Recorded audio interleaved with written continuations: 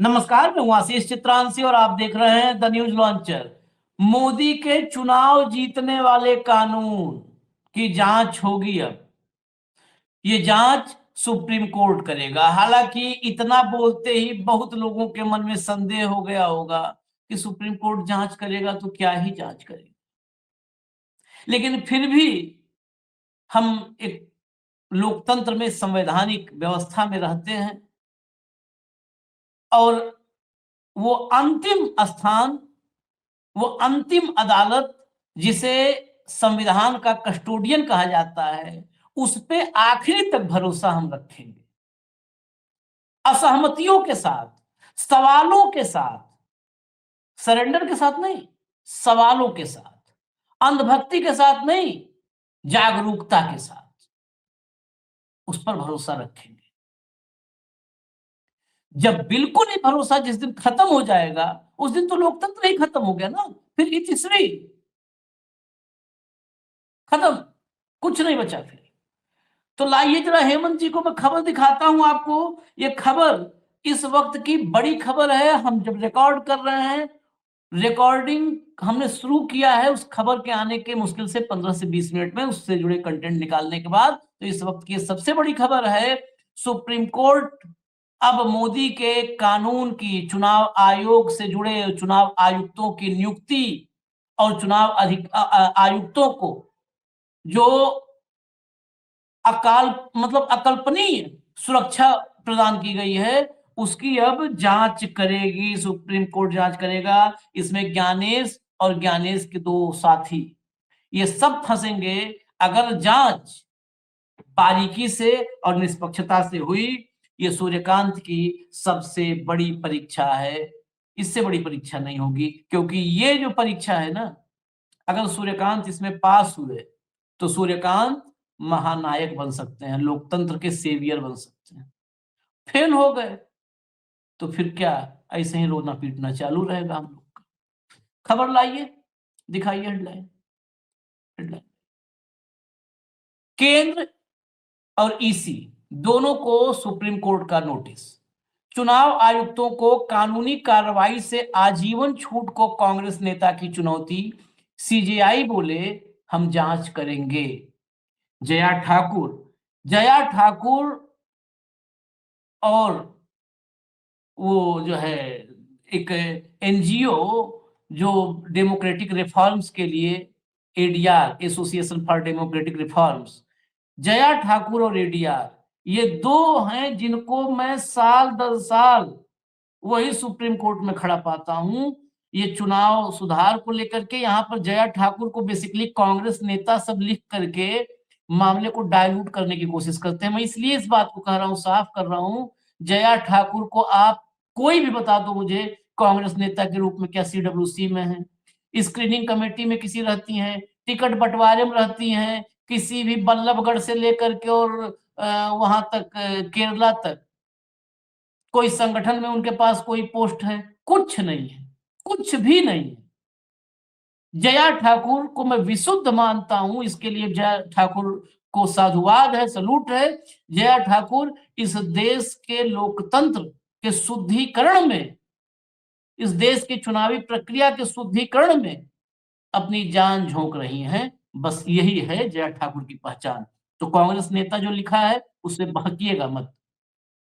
खबर जरा भीतर चलिए, भीतर चलिए खबर के। देखिए, सुप्रीम कोर्ट ने सोमवार को केंद्र सरकार और चुनाव आयोग को नोटिस जारी किया है जया ठाकुर की याचिका पर, जिसके पहले लगा देते हैं लोग कांग्रेस नेता। यह नोटिस उस याचिका पर दी गई है जिसमें मुख्य चुनाव आयुक्त और चुनाव आयुक्तों को कानूनी कार्रवाई से आजीवन छूट देने वाले कानून को चुनौती दी गई है। याचिका पर सीजेआई सूर्यकांत की बेंच ने कहा कि वह इस कानून की जांच करना चाहती है।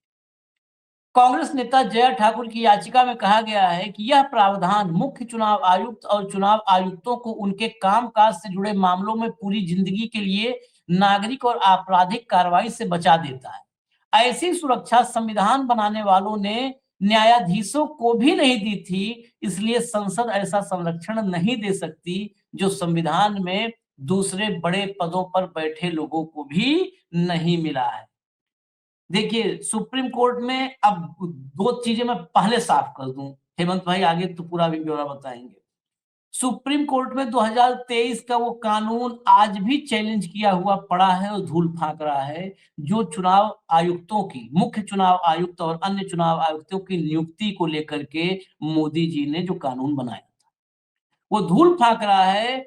सुप्रीम कोर्ट ने चंद्रचूड़ के समय जो फैसला दिया था कि अब चुनाव आयुक्त, मुख्य चुनाव आयुक्त और चुनाव आयुक्तों की नियुक्ति वाली कमेटी में प्रधानमंत्री, लीडर ऑफ अपोजिशन और सीजेआई होंगे, उसको बदल करके कानून बनाया और कानून बनाया जाता, जैसे ही बनाया गया उसके तुरंत बाद उसको सुप्रीम कोर्ट में चैलेंज किया गया मोदी जी के कानून को, कि मोदी जी एलओपी और एक मोदी जी का चुना हुआ मंत्री उसमें रहे। इसको चैलेंज किया 2023 और 2026, बस चले जा रहा है, चले जा रहा है। तो जांच तो बहुत जोर से बोला है कि जांच हम करेंगे, लेकिन अगर वही वाले रफ्तार से करे जांच तो फिर आपको सत सत नमन करना पड़ेगा। हेमंत भाई, प्रथम दृष्टया खबर तो बड़ी है और खबर राहत देने वाली है, तो पहले तो खबर बता दीजिए, कम से कम कुछ पल का ही राहत सही, 10-5 मिनट का है। आशीष भाई नमस्कार, आपको सारे दर्शक साथियों को भी। देखिए, कहने में ये बड़ी चीज है, इसमें कोई शक नहीं है। और आपने बिल्कुल सही याद करवाया कि जो पिछला केस है, जो पूरे का पूरा जो दिसंबर 2023 का केस है, वही अभी अंडर एक्टिव कंसिडरेशन है। और ज्ञानेश गुप्ता का कार्यकाल शायद खत्म हो जाए, उसके बाद दोबारा से वो कंसिडरेशन में आई। यू नेवर नो, जिस तरह की जुडिशरी की अपने स्पीड है और सारी चीजें। लेकिन जो सबसे महत्वपूर्ण इस पूरे कानून में आशीष भाई दो बड़ी चीजें थी। एक तो सुप्रीम कोर्ट ने जो मार्च में फैसला दिया था कि सीजीआई रहेंगे, एक।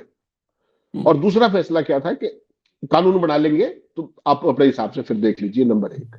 और नंबर दो क्या था, जो कानून बना फिर दिसंबर में दोनों सदनों से दिसंबर के अंदर, उसमें कह दिया कि जो हमारे चुनाव आयुक्त और मुख्य चुनाव आयुक्त थे, उनके खिलाफ पद पर रहने के दौरान, कार्यकाल के दौरान, किसी भी तरीके का जो उन्होंने फैसले लिए हैं उस पर किसी भी तरीके का कोई सिविल या फौजदारी का केस नहीं किया जा सकता। तो आप ये जो देते हो उनको प्रोटेक्शन, ये सत्ता में कुर्सी पे रहते हुए तो दे सकते हो, जब तक कुर्सी पे है। कुर्सी पे हटने के बाद कैसे दे सकते हो? और वो भी कमाल देखिए आप, कानून बन रहा है दिसंबर 2023 में, क्या किसी ने प्रोटेक्शन मांगी थी क्या? कोई इसकी मांग हो रही थी देश में कहीं भी? किसी चुनाव आयुक्त ने मांगी हो, किसी और ने? तो जिस दिन आपने कानून बनाया 23 दिसंबर 2023 को, 22 दिसंबर 2023 को, ठीक, उस दिन से आगे कर दो तो भी समझ में आती है। प्रोस्पेक्टिव डेट से कोई भी कानून होता है। आपने तो देश में जितने भी चुनाव आयुक्त और मुख्य चुनाव आयुक्त रहे, उन सबको प्रोटेक्शन दे दिया। इसका मतलब क्या हुआ कि 1952 से लेकर के आज तक जितने भी आयुक्त और मुख्य चुनाव आयुक्त रहे, उनके खिलाफ कोई कार्रवाई नहीं हो सकती जो उन्होंने पद पर रहते हुए फैसला किया। ऐसी प्रोटेक्शन आशीष भाई, आप जानकर हैरान रह जाएंगे, इस देश के राष्ट्रपति को नहीं, प्रधानमंत्री को तो है ही नहीं किसी भी तरीके की। राष्ट्रपति और राज्यपाल को केवल कितनी प्रोटेक्शन आपको पता है? कि जब तक वो पद पर है तब तक की प्रोटेक्शन है। पद से हटने के बाद जो प्रोटेक्शन राष्ट्रपति को नहीं है, वो चुनाव आयुक्त और मुख्य चुनाव आयुक्त को कैसे दे दोगे आप? कौन से अधिकार के तहत दे दोगे? ये बात समझने की है। यहीं पे पेच है, सेक्शन 7 और 8 जो उन्होंने चैलेंज किया है जय ठाकुर जी ने, और जो जज साहब ने नोटिस जारी किया है। देखिए, मैं इसको ये मानता हूं आशीष भाई, हमेशा जीवन में ना पॉजिटिव रहना चाहिए। आज के दौर में जो इस देश में लोकतंत्र की जो स्थिति है, न्यायपालिका की जो स्थिति है, संवैधानिक संस्थानों की जो स्थिति है, कम से कम एक राहत की बात तो आप आंशिक तौर पे ये कह सकते हो कि कम से कम नोटिस तो हुआ एटलीस्ट। नहीं तो आमतौर पे क्या होता है, आमतौर पे क्या होता है कि नहीं, नथिंग डूइंग, हम केस सुन रहे जाइए, ऑलरेडी अंडर कंसिडरेशन। जब प्रशांत भूषण और एडीआर ने दिसंबर में ये कानून पास हुआ था, और ज्ञानेश गुप्ता की अपॉइंटमेंट से पहले ये 3 बार मेंशन हुआ, आप ध्यान रखिएगा। संजीव खन्ना के समय में संजीव खन्ना ने बेंच से अलग कर लिया खुद को, ठीक, since he was on his way out, शायद रिटायरमेंट की बात या जो भी थी, तो उन्होंने अपने आप को, जो 6 महीना कार्यकाल था, काहे को लफड़ा पालना चाहते, तो उन्होंने अपने आप को बेंच से अलग कर लिया। लेकिन मेरा सवाल आशीष भाई ये है कि जो पूरे का पूरा नियुक्ति का कानून ही चैलेंज कर रखा है, उसकी स्थिति क्या है? जनवरी में आपको पता है ज्ञानेश गुप्ता की अपॉइंटमेंट हो रही थी। 3 बार प्रशांत भूषण ने मेंशन किया कि साहब कल मीटिंग है, और ये अपॉइंटमेंट हो जाएगी, फिर हम क्या करेंगे आप सुन लीजिए। तो उसके बाद कोर्ट ने क्या कहा, आपको याद है वो फेमस एक फ्रेज था कि our decision will have consequences, हम जो फैसला देंगे उसका प्रभाव होगा। कब देंगे फैसला आप, और इसमें क्या जांच करनी है, ये तो साधारण सी बात है। सुप्रीम कोर्ट क्या करता है, किसी भी कायदे को कोई जांच करने थोड़ी जाएगा गणेश गुप्ता क्या कर रहे हैं या सुखबीर संधू क्या कर रहे हैं। वो तो जो हमारे संविधान की जो भावना है, संविधान के जो प्रावधान है, उनके तहत अगर कानून है तो वो वैध है, अगर उससे ऊपर या इधर उधर जाता है तो अवैध है। इसमें तो सिंपल सी बात है। तो इसमें कोई जांच वांच का तो लंबा चौड़ा वो था नहीं। तो इस मामले को टॉप प्रायोरिटी पे लिया जाना चाहिए था, ऐसा मेरा मानना है। जो इस पूरे कानून को चैलेंज किया गया था, बहुत सिंपल बात यह है कि भारत एक लोकतांत्रिक देश है और लोकतंत्र का बेंचमार्क जो है वो है निष्पक्ष और स्वतंत्र चुनाव। वो कराने की जिम्मेदारी किसकी है, चुनाव आयोग की। जब चुनाव आयुक्तों की नियुक्ति का कानून ही अंडर चैलेंज है, तो फिर देश में जितने भी चुनाव हो रहे हैं उनको आप क्या कहेंगे, सवाल तो आएगा नहीं। तो मुझे लगता है कि सुप्रीम कोर्ट, मेरी व्यक्तिगत, मैं गलत हो सकता हूं, हम कोई न्यायविद नहीं है, हम वो नहीं है, कानून के उतने बड़े जानकार नहीं है, लेकिन एक बात तो तय है ना, सुप्रीम कोर्ट के पास इससे जरूरी काम और क्या हो सकता है, बता दीजिए। मैं तो मानता तो हूं चुनावी संसदीय लोकतंत्र में चुनाव से महत्वपूर्ण कुछ नहीं, और चुनावी प्रक्रिया पर अगर कोई पिटीशन है, कोई याचिका है सुप्रीम कोर्ट में, तो उससे महत्वपूर्ण सुप्रीम कोर्ट में कुछ नहीं होना चाहिए। Exactly that's what. आप देखो ना, पूरा चेन देखो। तो वो जो परिस्थिति है ना, बेसिकली क्या है कि वो भी पेंडिंग है। और बहुत बार क्या होता है कि आप अपनी टर्म पूरी करके चले गए और वो केस चलता ही रहता है। तो ये तो ऐसा मामला है। उन्होंने कहा भी प्रशांत भूषण ने, उस टाइम तो एडीआर के जो अपने थे ना, अपने छोकर साहब, वो भी थे उस टाइम। उन्होंने बड़ा जोर, अब तो बेचारे दिवंगत हो गए, वो सारी उम्र उन्होंने लगा दी अपनी इसी काम में। तो उन्होंने बार बार कहा कि साहब इसको एक बार टेकअप कर लीजिए, इसको सुन लीजिए। और ये 3-4 बार कम से कम डेफर हुआ, 3-4 बार डेफर हुआ। और ये हुआ कि उन्होंने, अमित शाह और मोदी ने मिलकर कर दी नियुक्ति, धड़ाधड़ तीनों की तीनों, जाओ अब मौज करो आप।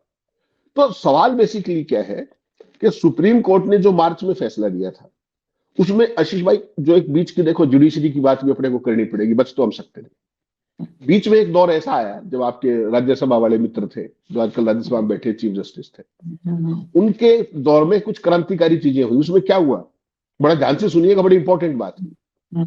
एटलीस्ट 2 केसेस में ऐसे जानता हूं, एक तो एक चुनाव आयुक्तों वाला और एक दिल्ली सरकार की शक्तियों वाला।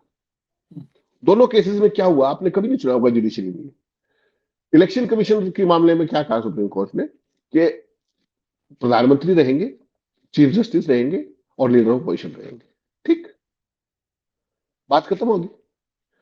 आखिरी लाइन में ये लिख दिया, जब तक सरकार नया कानून नहीं बना लेती।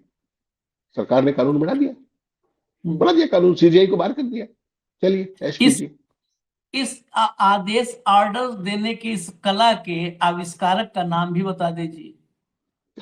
मैंने इशारों में कह दिया। कला के आविष्कारक वो आलती नरेश, बड़े दुर्दांत प्रतिभाएं हैं भाई साहब।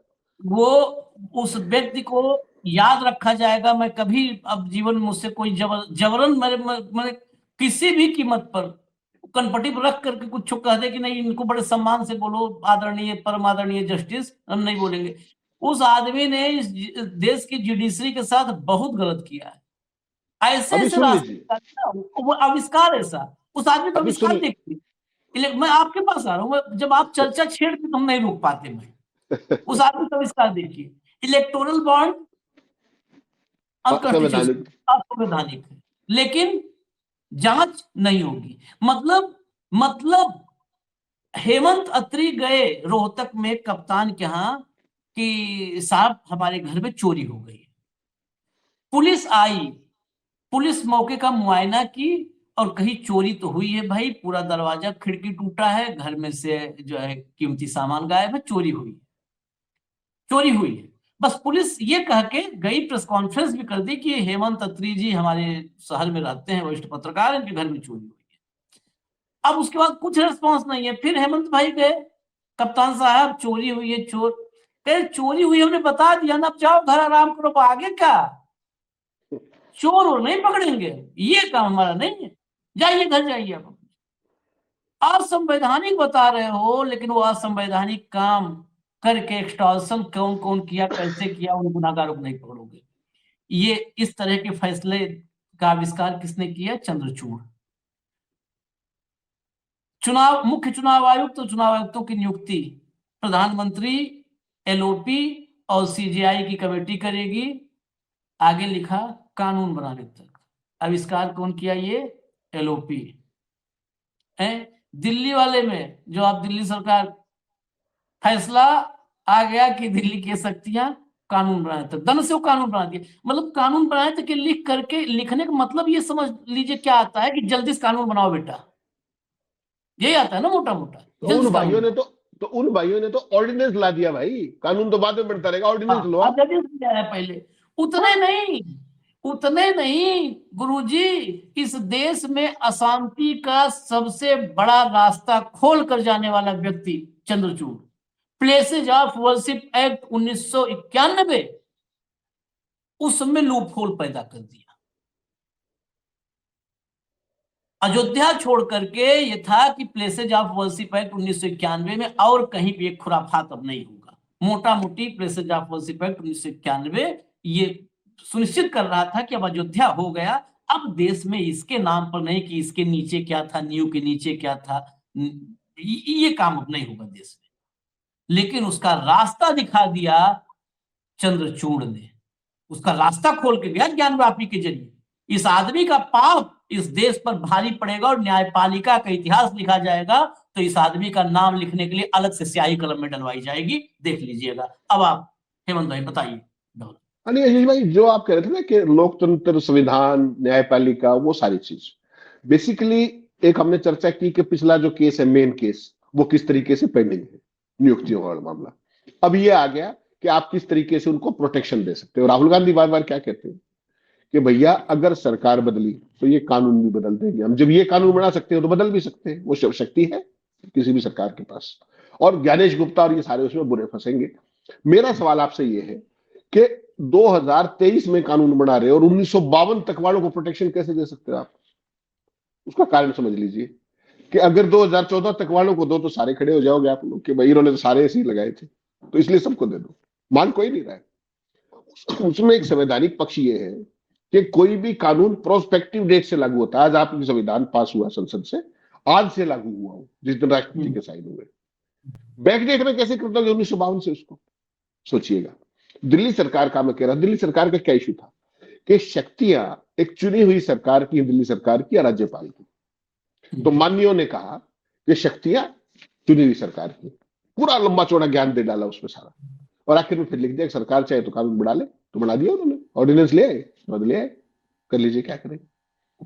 इसमें जांच का विषय नहीं होता। सुप्रीम कोर्ट और हाई कोर्ट जांच की इंस्टीट्यूशंस नहीं है। उनको एक संवैधानिक अदालत का दर्जा क्या है कि सरकार ने कोई कदम उठाया, कोई कानून बनाया है, कुछ भी किया है, वो संविधान के पैमाने पर खरा हुआ, उतरा है या नहीं उतरा है। खरा है तो ठीक, उतरा है तो खारिज। तो ये केवल उन पैरामीटर्स पर देखना है जो संरक्षण, प्रोटेक्शन, जो राष्ट्रपति को नहीं, प्रधानमंत्री, अच्छा इन जो जजेस सुनेंगे ना, चीफ जस्टिस, उनको भी नहीं हो प्रोटेक्शन, उनको भी नहीं। हाँ, नहीं। किसी को नहीं। प्रधानमंत्री के तो ऊपर पद पे रहते हुए मुकदमा दर्ज हो सकता है, ठीक। तो किसी को जो संरक्षण नहीं है वो चुनाव आयुक्तों को क्यों दिया गया? मूल सवाल ये है। इस पर होने दीजिए बहस, और जो नियुक्ति में खेल किया है उस पर भी होने दीजिए।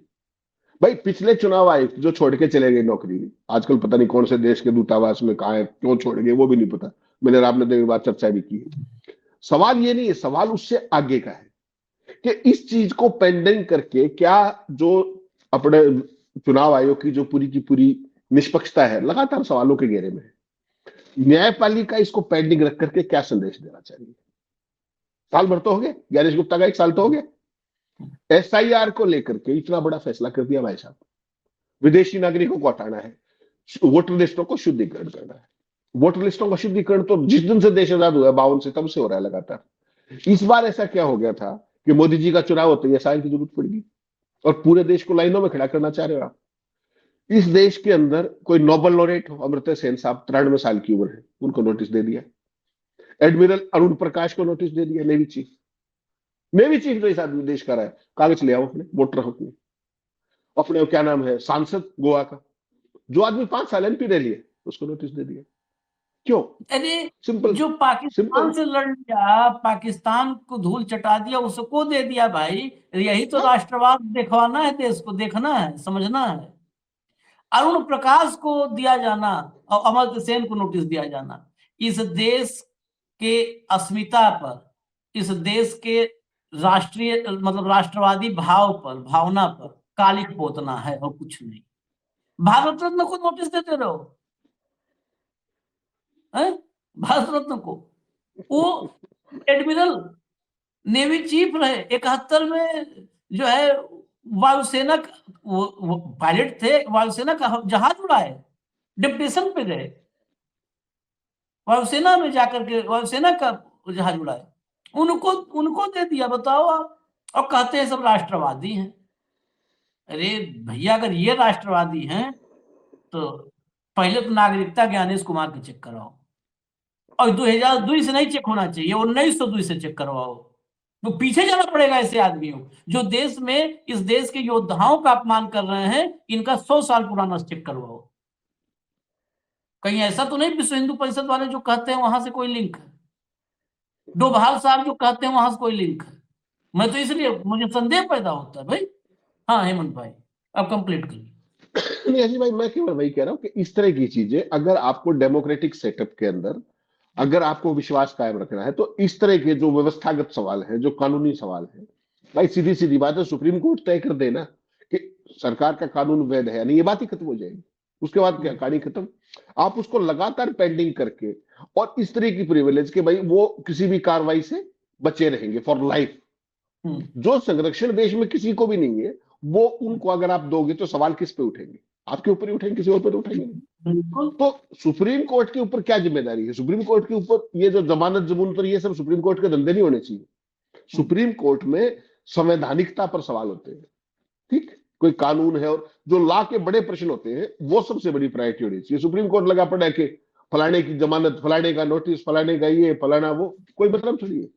संवैधानिक अदालत का मेन काम है संविधान की व्याख्या करना, अपने जो उस तरीके से जो संवैधानिक तरीका जो बताया गया है। जांच वाच इसमें कुछ नहीं होनी, इसमें सिंपल सी एक बात है, गवर्नमेंट हैज टू जस्टिफाई कि इनको प्रोटेक्शन क्यों दिया गया, अब तक क्यों नहीं था, अब ऐसी क्या विशेष परिस्थिति है। सिंपल सी बात है, and the court will apply it's mind this way और दैट वे।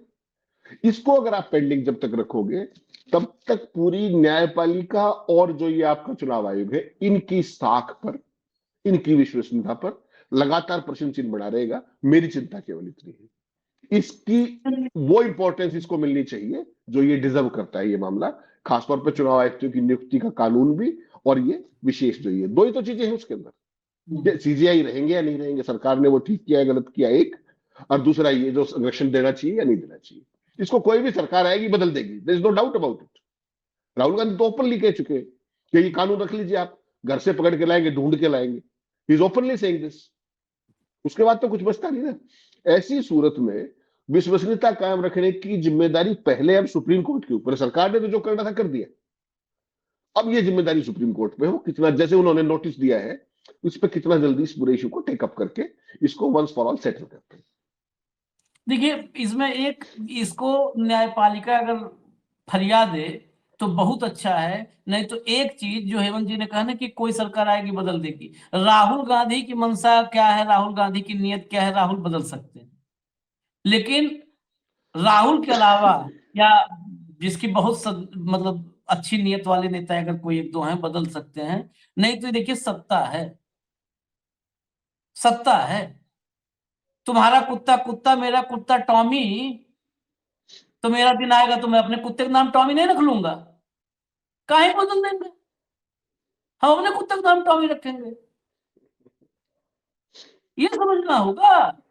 ये मैं एग्जाम्पल दे रहा हूँ कि बहुत कुत्ते टॉमी के एग्जाम्पल लोग देते हैं, तो मैंने ऐसे ही दिया है। अब भैया हम तो एग्जाम्पल दे रहा, कोई गलत समझे तो हम उसकी जिम्मेदारी नहीं लेते हैं। लेकिन आप समझो ना, काहे कानून बदलेंगे? आप इस बात को समझिए, 2-3 खतरे इस देश पर वो हमारे साहेब लाए हैं 56 इंच वाले, जिन खतरों का टलना मुझे नामुमकिन सा लगता है बगैर एक बड़े पुनर्जागरण के। कौन कौन सा खतरा? एक तो मीडिया का सत्यानाश, जो पत्रकारिता का सर्वनाश हुआ है।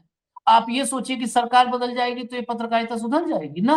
नहीं, सरकार ने देख लिया है, ये नहीं सुधर सकती है। सरकार नहीं, इस देश के पॉलिटिकल सिस्टम ने देख लिया कि इनके साथ क्या करना चाहिए, बस इनके साथ क्या करना चाहिए। सरकार बदलेंगी।